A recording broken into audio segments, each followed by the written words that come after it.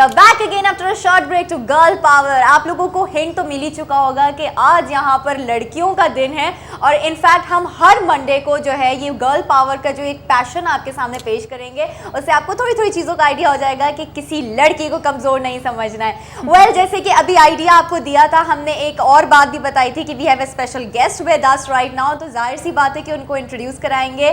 तो हमारे साथ इस वक्त मौजूद है the most and the fabulous talented female singer of our Pakistan, Humaira Asher. अस्सलाम वालेकुम। वालेकुम अस्सलाम। कैसी हैं आप? मैं बिल्कुल ठीक ठाक। अच्छा, ये बताइए कि इतने अरसे बाद मैं तो आपसे अब बाय फेस आपसे मिल रही हूँ, तो I am really excited about you. और मैंने आपके इतने गाने सुने हैं, इतनी सारी चीज़ें, तो मैं ये पूछना चाहती हूँ कि एक लड़की के लिए जब वो एक एंट्री लेती है मीडिया में ख़ास तौर पे और एक एज अ सोलो इंडिविजुअल अपने आप को निकालना चाहती है, तो क्या परेशानियाँ आती हैं? मतलब कुछ आपने ऐसी चीज़ें फेस की?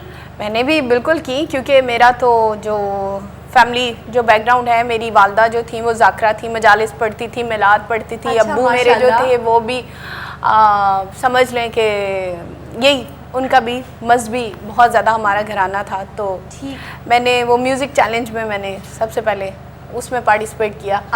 तो मैंने अपने अब्बू से छुप के अपने घर वालों से, क्योंकि मेरे घर में इतना टीवी नहीं देखा जाता था, तो मैंने कहा इनको क्या पता चलेगा कि क्या है क्या नहीं।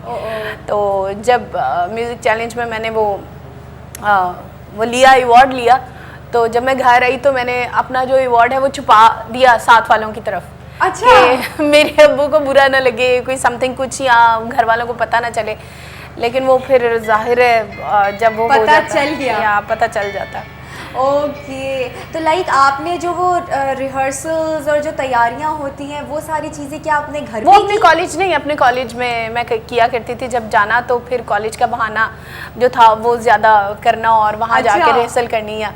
तो बहुत सारी प्रॉब्लम्स आई। सबसे पहली प्रॉब्लम तो अब्बू थे जो बिल्कुल इस हक में नहीं थे कि मैं तो फिर वो किस तरह से माने? नहीं, वो मानिए नहीं कभी, उनको बिल्कुल नहीं पसंद था। हाँ, बिल्कुल पसंद नहीं था। और भाई भी इसके ख़िलाफ़ थे। बस अम्मी को मैंने अपने साथ मिला लिया, तो जब अम्मी मिल गई तो थोड़ा सा फिर भाई को भी कन्विंस कर लिया, थोड़ा साथ मिला लिया, और इस तरह जो है फैमिली वालों ने हमसे मिलना छोड़ दिया। मेरी जो रिश्तेदार थे हमारे, उन्होंने मिलना छोड़ दिया कि ये इनकी जो बेटी है वो गाना गाना शुरू हो गया, तो इसलिए कुछ लोग बुरा समझते होंगे, बहुत बुरा कहीं। लेकिन अब ये थोड़े से 10 सालों के अंदर अंदर ही चेंज आया है। तो पहले जो लोग थे वो बड़े नैरो माइंडेड थे ना इन चीज़ों के बारे में, अब थोड़े से ब्रॉड माइंडेड हो। सही बात है। और अब मेरे ख्याल से अगर ये देखा जाए, काफ़ी सारी फीमेल सिंगर्स आ गई हैं, जैसे कि एनी है, उन्होंने जाके इंटरनेशनली परफॉर्मेंसेस भी काफ़ी सारी दी और इंडिया में भी गाने गाए।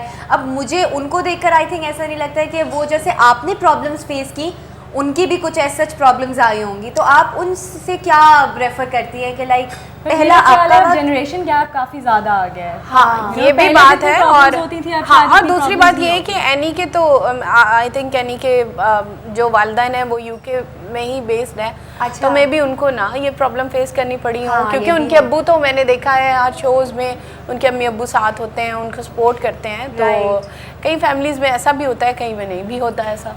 In her case, a woman supported a girl. Exactly. A girl supported a girl. सही बात है। आपको क्या लगता है उनकी सिंगिंग कैसी है? उनकी सिंगिंग अच्छी है, लोगों को पसंद है। तो जो चीज़ लोगों को अट्रैक्ट करती है, पसंद होती है, बस वो अच्छी है, मैं तो ये जानती हूँ। तो आपका कोई नया एल्बम आ रहा है? हाँ जी, मेरा नया एल्बम आ रहा है। तो कब तक इंशाल्लाह? इंशाल्लाह 2 महीने तक। वंडरफुल। तो फिर हमें ज़्यादा 2 महीने, वही बात है कि इतना टाइम नहीं गुजरेगा, इंतजार में जल्दी से पास आउट हो जाएगा इंशाल्लाह। वैसे मैं एक चीज़ पूछना चाहूँगी, जब आपने बताया कि आपने वो सिंगिंग कंपटीशन जीता, कौन सा गाना था जिसने आपको एज अ विनिंग पोस्ट पे पहुँचा दिया? कोई एक लास्ट जो फिनाले का होगा, याद है? वो क्लासिकल सॉन्ग था, छन छन चुन चुन बाजे पायल बाजे। थोड़ा सा हम सुन सकते हैं आपसे वो? वो आपकी मेमोरीज आ जाएगी ना कि ओके वो मोमेंट जब उस वक्त तो ऑब्वियसली डर लग रहा होगा कि पता नहीं क्या होने वाला है।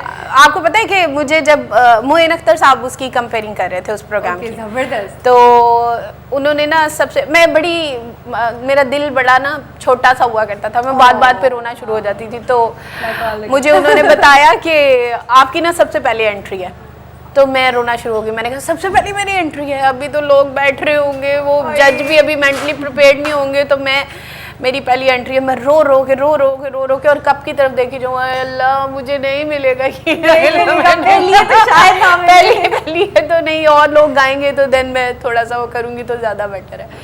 तो बस फिर वो कर लिया और ऑब्वियसली वो आपकी किस्मत में था। वो कब आपने इतने मासूम तरीके से उस कप को देखा होगा, उसने कहा मैंने इन्हीं के साथ जाना है। सही बात है। Okay. अच्छा थोड़ी सी बात को काटूंगी, एक कॉलर हमारे साथ मौजूद हैं, तो आइए उनको शामिल करते हैं। हमारे गर्ल पावर के सबसे पहले कॉलर, देखते कौन है। हेलो, अस्सलाम वालेकुम। वालेकुम अस्सलाम, कौन बात कर रही हैं? समरा जी, मैं एनी बात कर रही हूँ। एनी कैसी हैं आप, कहाँ से बात कर रही हैं? रावलपिंडी से। आप तो भूल ही गए, 3-4 दिन हो गए आप शो नहीं कर रही, तो आप तो भूल ही गई हैं। हाँ बस वो थोड़े से एनी शोज आगे पीछे हो गए, लेकिन मैं शोज कर तो रही हूँ, लेकिन जो पहले शोज हो रहे थे उन्हें मैंने थोड़ा सा अभी साइड में कर दिया है। एनीवे आप ये बताएं आप कैसी हैं? मैं ठीक ठाक हूँ। आपने वैसे इन दिनों आपको बहुत मिस किया, आप नजर ही नहीं आ रही That's so nice. अच्छा एनी, इस वक्त हमारे साथ हुमैरा अरशद बैठी हुई है, कुछ बात करना चाहेंगी इनसे? जी जी जरूर बात करना चाहूंगी। पहली दफा मैं बात कर रही हूँ एक सिंगर से। ओ जबरदस्त, फिर तो कीजिए, दिल खोल के कीजिए। अभी हम एनी के बारे में ही बातें कर रहे थे और एनी की कॉल आ गई। सही बात है। कैसे हो एनी, आप ठीक हो? जी मैं ठीक हूँ, बहुत अच्छा लग रहा है। आज पहली बार जिंदगी में पहली बार किसी सिंगर से बात की है। थैंक यू सो मच, मुझे भी बड़ा अच्छा लग रहा है। पहली बार तो नहीं, मैंने तो करोड़ों बार अपने फैंस से भी बात की है, और जो भी लोग टॉक शो में ऐसे कॉल करते हैं मैंने बहुत दफ़ा बात की है, लेकिन आपकी एक्साइटमेंट से लग रहा है कि आप बहुत ही अच्छे हो। लग रहा है ना ऐसे? बिल्कुल। और ये मौका भी आनी को गर्ल पावर से मिला है। हाँ ओके एनी, कुछ कहना चाहोगी हमारे शो के बारे में, कैसा लग रहा है? ओ कॉल ड्रॉप होगी। एनीवे कोई बात नहीं any, thank you so much आपने कॉल की। इसी तरीके से जितने बाकी के हमारे कॉलर्स हैं बिल्कुल हमें कॉल कर सकते हैं 0213225467 और अब मैं एक काम करती हूँ कि मैं वहाँ जो हमारी कुक हैं उनके साथ जाकर देखती हूँ थोड़ा सा कि क्या हो रहा है, और आप लोगों से मैं वहाँ जाके कंटिन्यू करती हूँ बातों को। और उमैर जी मैं चाहूँगी कि जब मैं जाऊँ तो मुझे एक सुरीली आवाज़ पीछे से सुनने को मिले। कोई भी आपका पसंद का सॉन्ग कि वो वाला जो आप कह रहे थे। एक तो वो तो मैंने सुनना है जो आपका वो स्पेशल मोमेंट वाला जो सॉन्ग था। मेमोरीज याद आएंगी। हाँ बिल्कुल, वो तो क्लासिकल सॉन्ग है। बस थोड़ा सा गा दें, थोड़ा सा गुनगुना देंगे।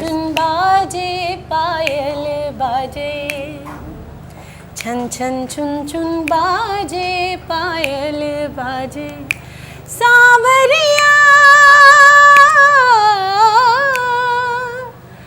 सांवरिया सांवरिया, छन छन छुन छुन बाजे पायल बाजे। बस अभी बिल्कुल मेरे ज़हन में नहीं है ना, मुझे याद है। जबरदस्त हुमैरा जी, थैंक यू सो मच। जबरदस्त चल रहा है, बहुत अच्छा चल रहा है। एल्बम बन रही है, वीडियो बन रहे हैं, बस इन्हीं तो बहुत बिजी चल रही हैं आप आज। बस माशाल्लाह से ऐसे ही है सब। अच्छा तो वेरी सून 2 महीने के टाइम में आपकी 2 महीने एल्बम आ जाएगी। नहीं तो कोई नाम सोचा उसका या नहीं? नहीं अभी गाने भी कुछ नए गाने भी कर रही हूँ, वो जैसे गाने मुकम्मल होते हैं फिर उसी के तो अभी तक प्रोसेस में है आपकी Yeah. एल्बम। ओके, और क्या मसरूफियात चल रही हैं बगैर इसके? और मसरूफियत बस अपने करियर के Okay हवाले जी, से ही, बस इंटरव्यू यहाँ पर आप देख सकते हैं कि मैं जिस जगह पर आ गई हूँ वहाँ पे बड़े एक्साइटमेंट से भरपूर जो सैंडविचेस तैयार हो रहे हैं उनका आइडिया मैंने आपको दे दिया था कि they are like barbecue chicken. Okay ji, तो अमर हमारे साथ मौजूद हैं एंड यहाँ बहुत जल्दी मज़ेदार से जो सैंडविचेस तैयार होने वाले वो हम वहाँ लेकर जाएंगे, और हमारे गेस्ट जो बैठी है उनके साथ फिजा, मैं और अम्बर, हम सारे के सारे इस चीज़ को शेयर करके मज़े ले लेके खाएंगे।